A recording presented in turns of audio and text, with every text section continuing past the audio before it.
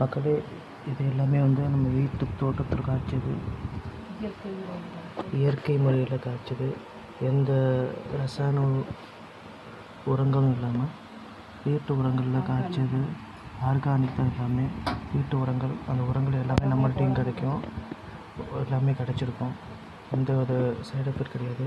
நல்லா திக்காக இருக்கும், சதப்பத்து அதிகமாக இருக்கும். இது மாதிரி பார்த்திங்கன்னா நல்லா ஒன்று நல்லா வெயிட்டாக இருக்கும், நல்லா பெருசாக இருக்கும். பார்த்திங்கன்னா நல்லா வெயிட்டெல்லாம் இருக்குது, நல்லா திக்கு. பார்த்திங்கன்னா ஒரு தக்காளி அவ்வளோ பெருசாக இருக்கும். இது பெங்களூர் தக்காளியும் வச்சுருக்கோம். அதே மாதிரி பார்த்திங்கன்னா இது வந்து நாட்டு தக்காளி, இதுவும் நாட்டு தக்காளி தான். பற்றி அவ்வளோ பெருசாக இருக்குது. பார்த்திங்கன்னா நல்லா நாட்டு தக்காளி நல்லா பெருசாக இருக்கும். இயற்கையாகவே கிடைக்கும், நம்மள்ட்டையும் கிடைக்கும். அதுபோல் எல்லாமே நாட்டு தக்காளி, பெங்களூர் தக்காளியும் இருக்குது. இயற்கையாக இருக்கும். இயற்கை முறையில் விவசாயம் பண்ணுறோம்.